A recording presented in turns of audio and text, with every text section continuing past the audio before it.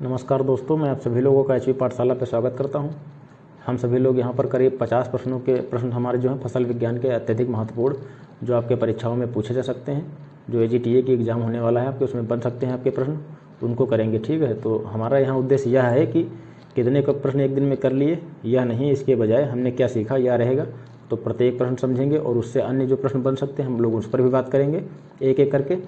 जो हमारे मित्र अगर हमारे चैनल पर नए हैं सब्सक्राइब कर लें। आपका एग्ज़ाम जब होगा तो उससे पूर्व आपका संपूर्ण सिलेबस कवर करा दिया जाएगा।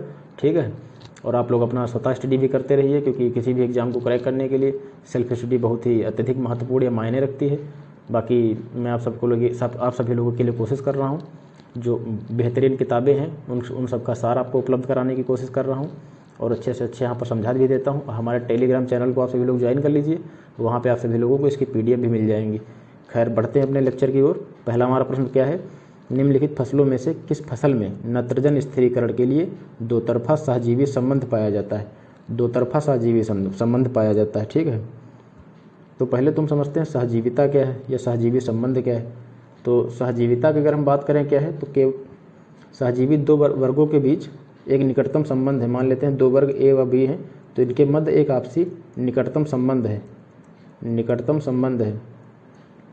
निकटतम संबंध है जिसमें आपस में जातियाँ प्रभावित होती रहती हैं, लाभान्वित होती रहती हैं। ठीक, एक दूसरे को प्रभावित करती रहती हैं। तो इससे संबंधित अन्य टर्मिनोलॉजी क्या है उस पर हम बात कर लेते हैं। सहभोजिता क्या है, आप सभी लोगों ने सुना भी होगा सहभोजिता क्या है। परजीवी क्या है, सहभोजिता पे बात करते हैं क्या है। सहभोजिता क्या है,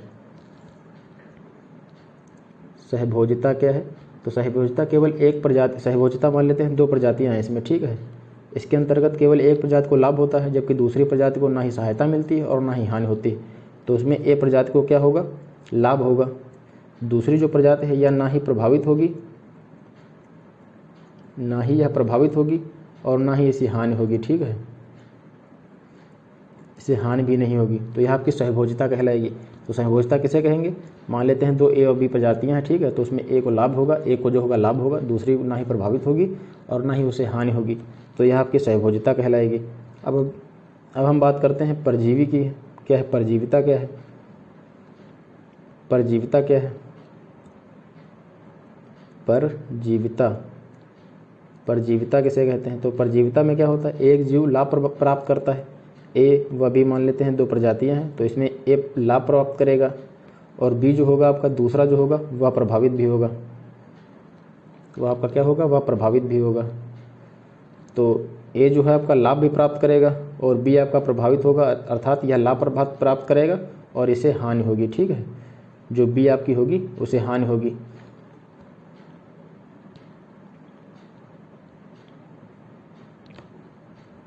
तो हम लोग इसको देख लेते हैं कि यह प्रश्न हमारा क्या है। प्रश्न हमारा क्या है कि निम्नलिखित फसलों में से किस फसल में नत्रजन स्थिरीकरण के लिए दो तरफा सहजीवी संबंध पाया जाता है। तो राजमा, अरहर, ढैंचा और सोयाबीन। तो इसके लिए सही उत्तर क्या है आपका, ढैंचा। तो ढैंचा में दो तरफा सहजीवी संबंध पाया जाता है। अच्छा, आपके एग्जाम के लिहाज से साइंटिफिक नेम बहुत ही इंपॉर्टेंट, तो आप सभी लोग साइंटिफिक नेम जरूर याद रखिए। राजमा का साइंटिफिक नेम क्या है, फैजियोलस वल्गैरिस। फैजियोलस वल्गैरिस हो गया। अरहर का कैजेनस काजान हो गया। ढैंचा का सेस्बेनिया रोस्ट्रेटा हो गया। ग्लाइसिन मैक्स सोयाबीन का हो गया आपका साइंटिफिक नेम। इसमें से अगर इंपॉर्टेंट की बात करें तो अरहर तो बहुत ही इंपॉर्टेंट है, सोयाबीन भी इंपॉर्टेंट है, इसके बाद ढैंचा इंपॉर्टेंट है, फिर राजमा इंपॉर्टेंट। तो आप सभी लोग इसके साइंटिफिक नेम जरूर याद रखिए। इसका अगर प्रश्न का सही उत्तर की हम बात करें तो सेस्बेनिया रोस्ट्रेटा, आपका ढैंचा सही हो गया।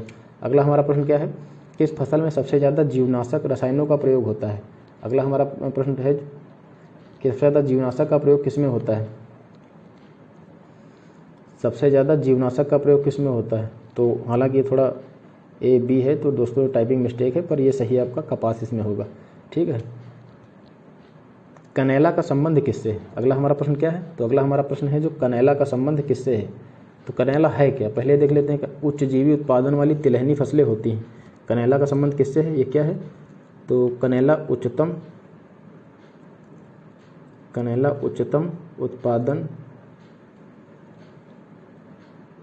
उत्पादन वाली तिलहनी फसलें होती हैं।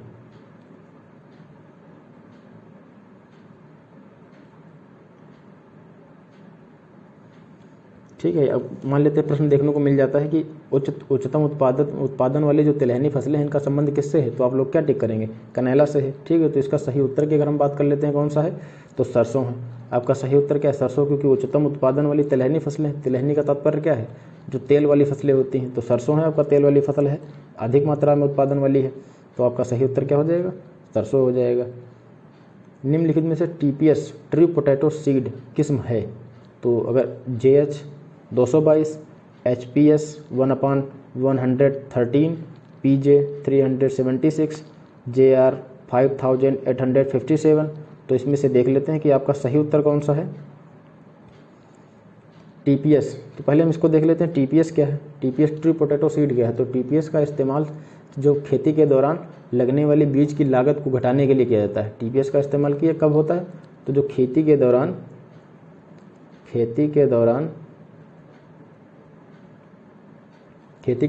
जो लागत होती है, बीज की लागत, खेती के दौरान जो बीज की लागत होती है, बीज की लागत, इसको कम करने के लिए इसका प्रयोग किया जाता है, लागत कम करने के लिए। अच्छा, कितना लागत कम करने के लिए, तो करीब अगर हम TPS का इस्तेमाल करते हैं तो 10% तक का लागत कम करी जा सकती है। कितने परसेंट तक, तो 10% तक का लागत कम करी जा सकती है। ठीक है, तो अगर प्रश्न बनता है कि TPS से कितने प्रतिशत तक का लागत कम करी जा सकती है, जो बीजों में लगने वाली या खेती संबंधी लगने वाली लागत होती है, तो करीब 10% तक कम करी जा सकती है।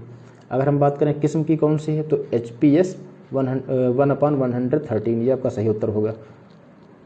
तो उम्मीद है समझ गए होंगे आलू की TPS ट्रू पोटैटो सीड की किस्म कौन सी है, HPS 1/113। खेती के दौरान बीज की लागत को कम करने के लिए इसका इस्तेमाल किया जाता है। कब कितने कम होता है, तो 10% कम हो जाता है। अगला हमारा प्रश्न है, फास्फोरस की गणना के लिए P2O5 को गुणा करना चाहिए। जब हम फास्फोरस की गणना करते हैं तो P2O5 को किससे गुणा करना चाहिए। अच्छा, 2 प्रकार से होता है। अगर हम इसके सही उत्तर की बात करें तो हमारा सही उत्तर होगा 0.437। ठीक है, किंतु गुणा इसकी गुणा जो होती है 2 प्रकार से होती है।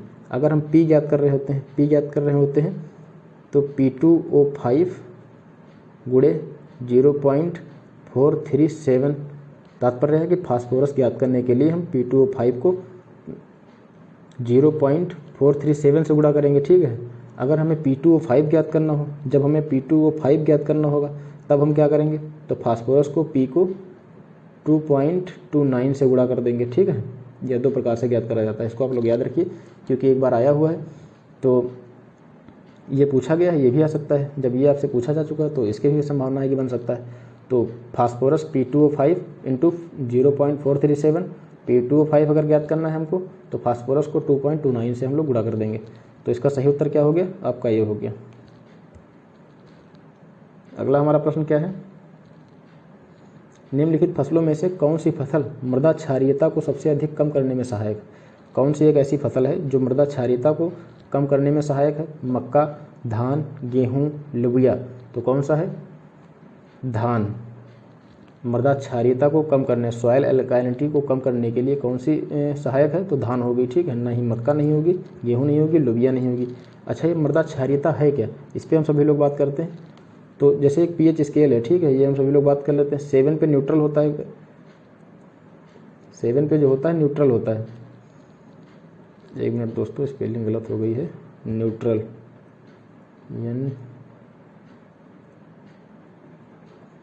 ये 7 पे होता है न्यूट्रल। तो वाटर का जो होता है pH मान कितना होता है, 7 होता है, क्योंकि यहाँ पर उदासीन रहता है, ना ही खट्टा होगा, ना ही मीठा होगा, ना ही क्षारा होगा। ठीक है, तो यह उदासीन रहता है। अब हम बात करते हैं मिट्टी का जो pH मान है 5.5 से लेकर के 7.5 तक का। अच्छा, स्वस्थ मिट्टी का मान कितना होता है, स्वस्थ मिट्टी का मान कितना होगा करीब, स्वस्थ मिट्टी की अगर हम मान की बात करें तो 5.5 से लेकर के 7.5 तक होता है। ये आपकी स्वस्थ मिट्टी का मान है। अगर प्रश्न पूछा जाए कि स्वस्थ मिट्टी के pH मान कितना होता है, तो 5.5 से लेकर के 7.5 तक का pH मान जो होता है स्वस्थ मिट्टी का होता है। ऐसी मिट्टी 80% उर्वरकों तो ग्रहण कर लेती है।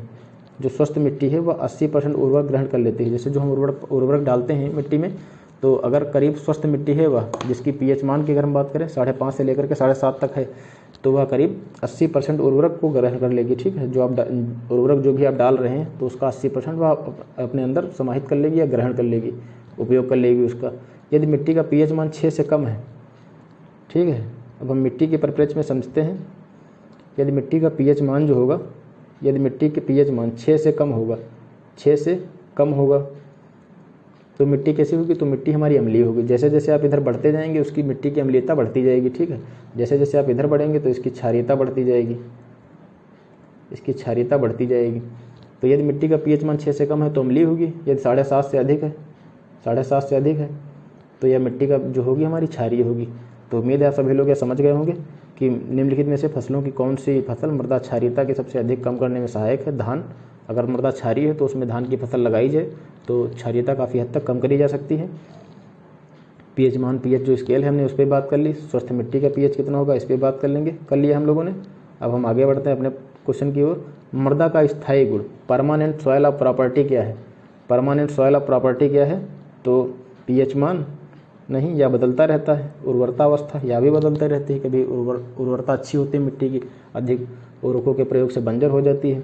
मृदा विन्यास, मृदा संरचना, मृदा विन्यास जो आपका है परमानेंट गुण है। अच्छा, मृदा विन्यास है क्या? तो मृदा विन्यास क्या है? मृदा बनने की एक प्रक्रिया है। मृदा विन्यास क्या है? तो मृदा बनने की प्रक्रिया है। मृदा विन्यास क्या है? तो मृदा विन्यास जो है मृदा बनने की एक प्रक्रिया है। मृदा कैसे बनती है? चट्टानों के टूटने फूटने से, अपरदन से, खनिज लवणों के टूटने फूटने से, इन सब से मृदा बनती है। मृदा का अपना एक बेसिक स्ट्रक्चर होता है, ठीक है। तो जो हम सभी लोग सॉइल साइंस पढ़ रहे होंगे तो हम सभी लोग मृदा के बारे में अच्छे से पढ़ेंगे। यहाँ हम सभी लोग एग्जाम के लिहाज से ही जो कुछ प्रश्न दिए गए हैं उसी पे हम लोग चर्चा करेंगे। सकल फसली क्षेत्र व शुद्ध फसली क्षेत्रफल के अनुपात का गुणांक क्या कहलाता है? सकल फसली जो हमारी क्षेत्र है वह शुद्ध फसली क्षेत्र है, क्षेत्रफल के अनुपात को हम सभी लोग क्या कहेंगे? फसल सघनता कहेंगे। क्या कहेंगे? क्रॉपिंग इंटेंसिटी कहेंगे। क्रॉपिंग इंटेंसिटी क्या कहेंगे? किसे कहेंगे? तो सकल फसली जो क्षेत्र होगा वह, और शुद्ध फसली क्षेत्र। सकल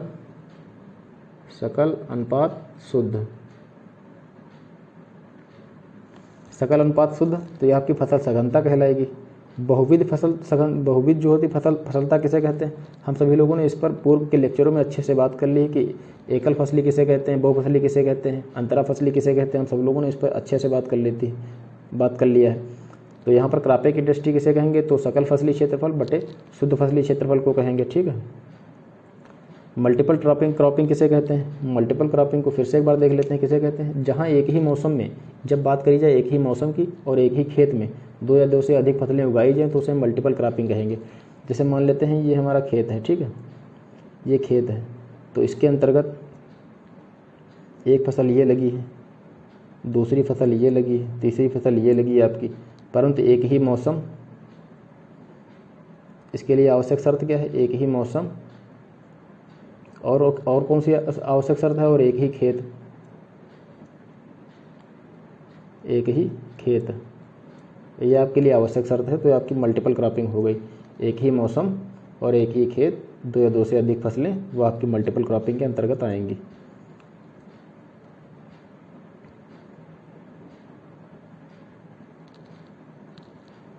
तो इसका सही उत्तर क्या है? क्रॉपिंग इंटेंसिटी है।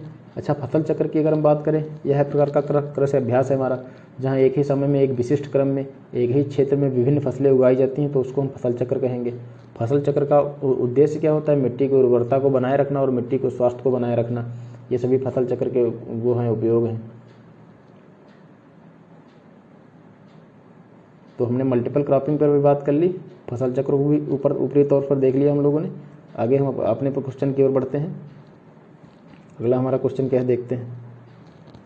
अगला हमारा क्वेश्चन है, अंधी गुड़ाई से क्या तात्पर्य है? अंधी गुड़ाई किसे कहते हैं? अंधी गुड़ाई से तात्पर्य क्या है?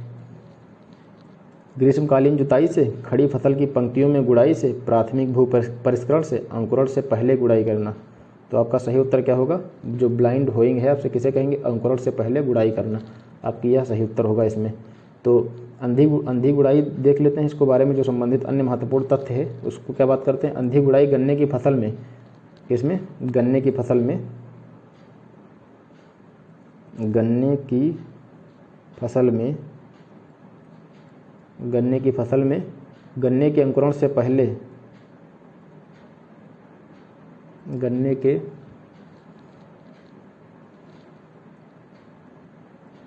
गन्ने के अंकुरण से पहले खरपतवारों को निकालने के लिए की जाती है।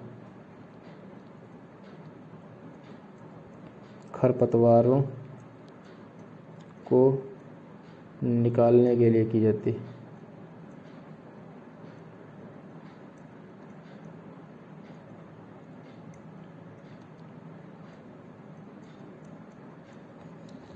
तो ये अंधी गुड़ाई का तात्पर्य क्या है? अंधी गुड़ाई गन्ने की फसल में गन्ने के अंकुरण से पहले, जब गन्ने में अंकुरण आ रहे होते हैं उससे पहले खरपतवारों को निकालने के लिए करी जाती है अंधी गुड़ाई। इसको ऐसे समझते हैं, मान लेते हैं ये हमारा खेत है, ठीक है दोस्तों, ये हमारा खेत है, ये क्यारियाँ हैं, ठीक है, ये क्यारियाँ हो गई और इसमें गन्ना लगा हुआ है। ये हमारा इसमें गन्ने के पौधे लगे हुए हैं, ये इसमें हमारे गन्ने के पौधे लगे हुए हैं। अब इसमें अंकुरण आने से पूर्व जो इसमें खरपतवार निकालने की जो प्रक्रिया है, यह आप सभी लोगों की क्या कहलाएगी? अंधी गुड़ाई कहलाती है। उससे संबंध होती है, ठीक, अंकुरण से पहले गुड़ाई करना। किसमें? गन्ने में। इसका संबंध किससे है?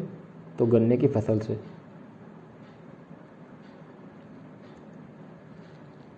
देखिए दोस्तों, थोड़ा समय लग सकता है, लेकिन मेरा उद्देश्य यह है कि आप लोगों को प्रश्न के उत्तर और उससे संभावित प्रश्न अच्छे से समझ आ जाएं। यदि आप लोगों को कोई शिकवा या शिकायत रहती है तो आप सभी लोग कमेंट में ज़रूर बता सकते हैं, मैं उसका रिव्यू ज़रूर करूँगा और उसमें सुधार करने की भी कोशिश करूँगा। सन 1950 में चरागाहों को नूतन अवस्था में लाने हेतु सर्वप्रथम किस देश में जीरो टिलेज तकनीक का उपयोग किया गया था? जीरो टिलेज तकनीक जो है सर्वप्रथम इसका कहाँ प्रयोग किया गया था? जो जीरो टिलेज तकनीक हमारी है, अगर बात करें इसको कहाँ प्रयोग किया गया सबसे पहले? जर्मनी में, जापान में, यूके में, संयुक्त राज्य अमेरिका में। तो संयुक्त राज्य अमेरिका में जीरो टिलेज की तकनीक का सबसे पहले उपयोग किया गया था, ठीक है दोस्तों। अब हम बात करते हैं अपने जीरो टिलेज तकनीक पर। जीरो टिलेज तकनीक है क्या हमारी? तो जीरो टिलेज जो है बिना मिट्टी तैयार किए या किसी मौजूदा फसल के ठूठे को परेशान किए बिना ड्रिलर के साथ फसल बो देने की प्रक्रिया। जैसे जीरो टिलेज किसे कहते हैं? मान लेते हैं हमारा खेत है, ठीक है दोस्तों, इसमें ठूठे लगे हुए हैं, जैसे कोई फसल बोई गई थी उसमें ठूठे लगे हुए हैं, ठीक है। अब इसकी बिना जुताई, बुआई या गुड़ाई करे हुए इसको जोता नहीं जाएगा, इसमें गोड़ा नहीं जाएगा, निराई नहीं करी जाएगी इसकी, और इसमें ड्रिलर के माध्यम से फसल बीज बो देंगे। ड्रिलर के माध्यम से फसल बीज इसमें बो देंगे हम सभी लोग। ऐसे ठूठे लगे हुए रहेंगे और जो ड्रिलर वाली मशीन आती है जो भी बोने वाली प्रक्रिया के अंतर्गत होता है, उसी के माध्यम से हम सभी लोग इसमें अपने बीज छोड़ देंगे, ठीक है। तो ये हमारी जीरो टिलेज तकनीक कहलाएगी, ठीक है। समझ गए सभी आप सभी लोग। और अगर बात करें इसकी सबसे पहले अवधारणा किसके द्वारा प्रस्तुत करी गई थी? तो एडवर्ड एच फाल्कनर के द्वारा। किसके द्वारा? एडवर्ड। इसकी जो अवधारणा किसने दी सबसे पहले? अगर हम इसकी अवधारणा की बात करें तो एडवर्ड एच फाल्कनर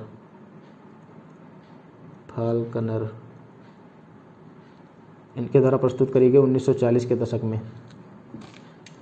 कब प्रस्तुत करी गई? तो 1940 के दशक में। 1940 के दशक में एडवर्ड एच फाल्कनर 1940 के दशक में इनके द्वारा यह अवधारणा दी गई आपकी। जीरो टिलेज है क्या? तो जीरो टिलेज हमने बात कर ली कि ठूठे ना निकाले जाएं किसी फसल के, बिना जुताई के या गुड़ाई के ड्रिलर के माध्यम से उसमें बीज बो दिए जाएं, तो आपकी जीरो टिलेज तकनीक कहलाएगी। अब हम आगे बढ़ते हैं। बर्फ़ के पिघलने पर जल का जो आयतन है क्या है? बढ़ता है, स्थिर रहता है, घटता है, या इनमें से कोई नहीं? तो जब बर्फ़ पिघलेगी तो जल का कुल आयतन जो है हमारा क्या होगा? घटेगा, ठीक है। अगला हमारा क्वेश्चन है, पौधे का सामान्य स्वरूप किसके द्वारा रखा जाता है? Normal form of plant is maintained by. पानी, गैस, ठोस, इनमें से कोई नहीं। तो पानी के द्वारा। पौधे का सामान्य स्वरूप किसके द्वारा रखा जाता है? तो पानी के द्वारा रखा जाता है। अगला हमारा प्रश्न है, धान के खेतों में सामान्यतः एक वर्षीय खरपतवार जो है पाए जाते हैं, क्या है ये? एनागिलिस ऑर्बेंसिस, इकाइनोक्लोवा, क्रुसगेलाई, एमरैंथस, स्पाइनोसस, फेलेरिस माइनर। तो धान के खेतों में एक वर्षीय खरपतवार जो है पाया जाता है, तो क्या इसका सही उत्तर होगा? इकाइनोक्लोवा क्रुसगेलाई के द्वारा सही उत्तर होगा आपका। पौधे के तने से रेशा शिथिल करने की प्रक्रिया क्या कहलाती है? क्योरिंग, सड़ाना, गीला करना, नेटिंग। तो इसमें से कौन सा सही आपका है? ये सही होगा, रेटिंग, सड़ाना। पौधे के तने से रेशा शिथिल करने, जो फाइबर लूजिंग करने की प्रक्रिया, जो आपको फाइबर आप लोग निकाल लेते हैं उसको रेटिंग कहा जाएगा। ठीक है, हिंदी इसकी सड़ाना है, लेकिन आप लोग इंग्लिश के टर्म याद रखिए, हिंदी परिवर्तित रहती है। संतृप्त मृदा क्या है? सैचुरेटेड सॉयल में पानी के बहाव का वर्णन किस नियम से किया जाता है? तो पानी के जो बहाव का वर्णन है वह किस नियम के माध्यम से किया जाएगा? हालांकि ये मृदा सॉयल साइंस का है, लेकिन एग्रोनॉमी या जो सस्य विज्ञान फसल विज्ञान है उसमें मृदा का कुछ भाग दिया गया है, तो उससे संबंधित क्वेश्चन हैं ये। तो फाइस-विले law, Darcy law, Fick's law, दोनों ए व बी। तो इसके अंदर आता है आपके दोनों सही होंगे, ए व बी, फाइस-विले लॉ और डॉर्सी लॉ, इनके दोनों के द्वारा वर्णन, इन नियम के द्वारा वर्णन किया जाता है। अच्छा, संतृप्त ऑयल किसे कहते हैं? इस पर हम बात, संतृप्त ऑयल नहीं दोस्तों, संतृप्त मृदा किसे कहते हैं? संतृप्त मृदा, संतृप्त मृदा क्या है? तो संतृप्त मृदा की अगर हम बात करें क्या है, तो ऐसी मिट्टी जो और अधिक तरल पदार्थों को अवशोषित ना कर सके। क्या है? तो ऐसी मिट्टी जो और अधिक तरल पदार्थों को अवशोषित ना कर सके। तो संतृप्त मिट्टी में क्या होगा? और अधिक तरल पदार्थ और अधिक तरल पदार्थ अवशोषित नहीं किए जा सकेंगे।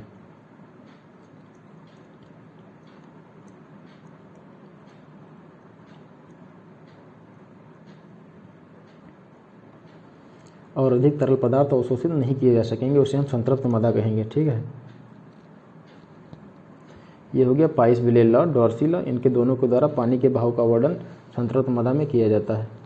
अगला हमारा प्रश्न है, ज़्यादातर खनिज मृदाओं का वास्तविक घनत्व, ट्रू इंटेंसिटी होती है, कितनी होती है? उस पर हम सभी लोग बात करेंगे।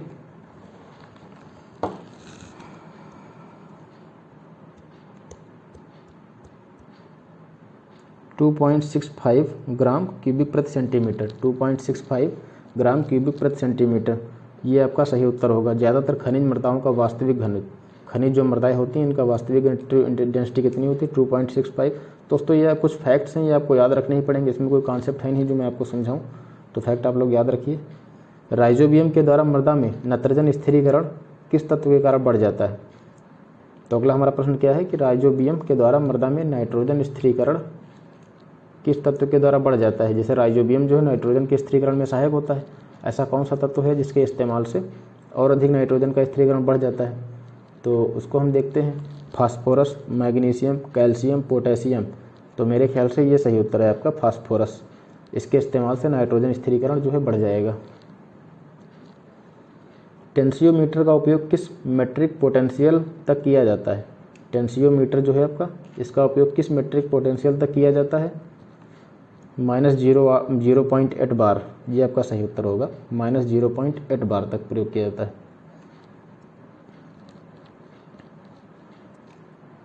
पीएच मान में प्रत्येक इकाई बदलाव से hydrogen H+, hydroxyl OH- ion की सक्रियता जो है, सक्रियता क्या है? बढ़ जाती है। 1 गुणा, 10 गुना, 1 गुणा, 10 गुना, 100 गुणा, 1000 गुना। तो इसका सही उत्तर क्या होगा? 10 गुना। इसका सही उत्तर क्या होगा? 10 गुना। आपेक्षिक खरपतवार जो रिलेटिव वीड्स होते हैं, एक खेत क्या है ये? इनका तात्पर्य पूछ रहा है कि क्या है ये आपेक्षिक खरपतवार, किसे कहेंगे? वीड मैनेजमेंट शायद मेरे ख्याल से आपके सिलेबस में भी है। खेत में एक ही फसल के पौधे परंतु अलग अलग किस्मों के, खेत में अलग अलग फसलों के पौधे, फसल क्षेत्रफल में मौसमी खरपतवार, उपरोक्त सभी। तो इसका सही उत्तर क्या होगा? खेत में अलग अलग फसलों के पौधे अपेक्षित खरपतवार आपके कहे जाएंगे।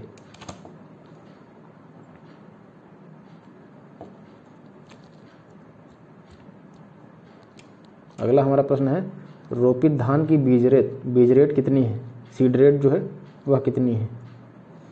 किसकी? तो रोपित धान की 25 से 30 किलोग्राम प्रति हेक्टेयर, 35 से 40 किलोग्राम प्रति हेक्टेयर, 45 से 60 किलोग्राम प्रति हेक्टेयर, 10 से 15 किलोग्राम प्रति हेक्टेयर। तो इसका सही उत्तर क्या होगा आपका? 35 से 40 किलोग्राम प्रति हेक्टेयर। 35 से 40 किलोग्राम प्रति हेक्टेयर किसकी सीड रेट है? तो रोपित धान जो ट्रांसप्लांटेड राइस है उसकी बीज रेट है सीड। चिप्सोना किसकी किस्म है? अगला हमारा प्रश्न है चिप्सोना किसकी किस्म है? तो मेरे ख्याल से आप सभी लोग जानते होंगे आलू की किस्म है। अगला हमारा प्रश्न है सूरजमुखी का उद्गम स्थल क्या है? दक्षिण संयुक्त राज्य अमेरिका व Mexico, Spain, Soviet union, Argentina. तो क्या इसका सही उत्तर है? दक्षिण संयुक्त राज्य अमेरिका व मैक्सिको सम्मिलित रूप से इसको माना गया है जो सूरजमुखी का उद्गम। भारत को कितने कृषि जलवायु क्षेत्रों में बांटा गया है? एग्रो क्लाइमेटिक जोन्स कितने हैं जिसमें बांटा गया है? 20 में या 18 में या 14 में या 15 में? तो ये भारत को कितने कृषि जलवायु क्षेत्रों में बांटा गया है? 15 में। आपका जो सिलेबस है उसमें जो मौसम विज्ञान या जलवायु वो टॉपिक नहीं दिया गया। अगर दिया गया होता तो हम सभी लोग भारत के जो कृषि जलवायु क्षेत्र हैं उसको भी इस तरह से पढ़ते और उत्तर प्रदेश को भी इस तरह से पढ़ते। हालांकि उत्तर प्रदेश जीके में आपका एक टॉपिक दिया गया है तो उसके अंतर्गत हम सभी लोग उत्तर प्रदेश के जो जलवायु क्लाइमेटिक जोन्स हैं उसको देख लेंगे, क्योंकि उसके अंतर्गत प्रश्न बन सकते हैं या बनते भी हैं कि निम्नलिखित में से कौन से एग्रो क्लाइमेटिक जोन्स में कौन कौन सा शामिल है। तो इस प्रकार के प्रश्न बनते हैं, तो उसके अंतर्गत हम सभी लोग जो यूपी जीके की क्लासेस कर रहे हैं उसी के अंतर्गत हम लोग करेंगे। उसके लिए आप सभी लोग यूपी जीके को फॉलो कर सकते हैं जो मैं करा रहा हूँ। मेड टाइप नर्सरी जो है किससे संबंधित है? जो मेड टाइप नर्सरी बनती है फसल से संबंधित, जो फसल को लगाने के लिए वह किससे संबंधित है? तंबाकू से, धान की फसल से, प्याज से, बैंगन से। तो किससे बनती है? इसका सही उत्तर क्या है आपका? धान की फसल से। जो मेड टाइप नर्सरी है वह धान की फसल से संबंधित है। किस सिस्टम में जीरो टिल सीड ड्रिल का उपयोग बुआई हेतु किया जाता है? क्या प्रश्न है? किस सिस्टम में जीरो टिल सीड ड्रिल का उपयोग बुआई हेतु किया जाता है? मक्का गेहूं फसल तंत्र में गेहूं की बुआई हेतु, मूंग गेहूं फसल तंत्र में गेहूं की बुआई हेतु, धान गेहूं फसल तंत्र में गेहूं की बुआई हेतु। तो इसके लिए सही उत्तर इसका क्या होगा? धान गेहूं फसल तंत्र में गेहूं की बुआई हेतु। मक्का के पौधे में सिल्क पहले आते हैं, टेसल जो है पहले आते हैं, दोनों एक समय पर आते हैं? जो मक्का का पौधा है उसमें क्या पहले आता है या पूछ रहा है? सिल्क पहले आ जाते हैं, टेसल पहले आ जाते हैं, दोनों एक समय पर पहले आते हैं? तो इसका जो सही उत्तर होगा क्या होगा? टेसल पहले आते हैं। टेसल जो है आपके पहले आते हैं, मक्का के पौधे में टेसल पहले आ जाते हैं, ये आपका सही उत्तर होगा। दोनों एक समय पे आते हैं, यह गलत होगा। धान के पौधे में पेनिकल इनिशिएशन स्टेज आती है रोपाई के तुरंत बाद, अधिकतम टिलर्स अवस्था के बाद, ब्लू लीफ अवस्था के बाद, रोपाई के बाद, कभी भी? तो इसका सही उत्तर क्या होगा?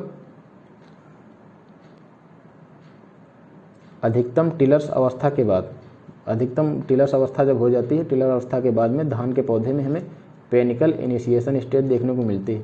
हम लोग जब धान गेहूं इन सबको एक एक करके इससे संबंधित विस्तृत फैक्ट पढ़ेंगे तब अच्छे से हम सभी लोग इन पर चर्चा करेंगे। आलू के कंदों में प्रोटीन बढ़ाने हेतु किस जीएम आलू का निर्माण केंद्रीय आलू अनुसंधान संस्थान शिमला में किया गया है? इसमें किस पौधे के जीन डाले गए हैं? आपका यह पूछ रहा है। चने के डाले गए हैं, अरहर के डाले गए हैं, चने के डाले गए हैं कि अरहर के डाले गए हैं कि मटर के डाले गए हैं? ग्रेन एमरेंथस किसके डाले गए हैं? कह रहा है कि आलू के कंदों में प्रोटीन बढ़ाने हेतु। क्या जो आलू के कंद ट्यूबर्स होते हैं उसमें प्रोटीन को बढ़ाने हेतु प्रथम जीएम आलू का निर्माण केंद्रीय आलू अनुसंधान संस्थान शिमला में किया गया। तो इसमें किस पौधे के जीन डाले गए हैं? तो ग्रेन एमरेंथस के जीन डाले गए हैं, ये आपका सही उत्तर होगा। ग्रेन एमरेंथस के जीन डाले गए हैं। वर्तमान में भारत के प्रति व्यक्ति वन क्षेत्रफल है, ये दोस्तों करंट का आंकड़ा है, यह बदलता रहता है, ठीक है। तो जब हम सभी लोग आपको वैसे भारत का दिया नहीं है, उत्तर प्रदेश से संबंधित, तो उत्तर प्रदेश का जब हम सभी लोग वन पढ़ रहे होंगे, हालांकि हम लोग जो उत्तर प्रदेश की बजट हम लोगों ने क्लासेस की है तो उसमें वन से संबंधित एक भाग में हम लोगों ने बात भी कर ली है कि वन आवरण कितना है और कितने % का टारगेट रखा गया है 2030 तक करीब। तो ये फिलहाल जो ये आया हुआ था प्रश्न, इसका हम उत्तर देख लेते हैं क्या है। 0.11, 0.09, 0.07, 0.05 हेक्टेयर। तो इसका सही उत्तर क्या होगा? 0.07 हेक्टेयर। वर्तमान में भारत में प्रति व्यक्ति वन क्षेत्रफल कितना है? 0.07 हेक्टेयर। इसकी जो हालिया रिपोर्ट है वन से संबंधित उसको हम सभी लोग एक बार देख लेंगे।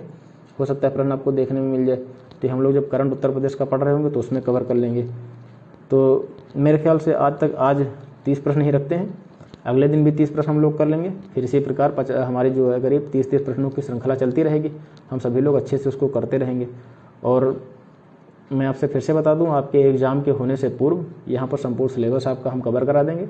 तो और मॉक टेस्ट भी, जैसे आपके हमने क्या किया, फसल विज्ञान हम लोग पढ़ रहे हैं तो फसल विज्ञान से संबंधित आपके मॉक टेस्ट भी चल रहे हैं। तो आप लोग चाहे मॉक टेस्ट देख सकते हैं, चाहे फसल विज्ञान पढ़ सकते हैं। हालांकि पहले पढ़ लीजिए, उसके बाद ही मॉक टेस्ट लगाइए, तभी ज़्यादा सही रहेगा। तो अगर हमारा वीडियो आपको पसंद आया हो तो आप सभी लोग लाइक कीजिए और आपको अपने दोस्तों के साथ शेयर कीजिए। नमस्कार दोस्तों, धन्यवाद। आप अपनी तैयारी को करते रहिए।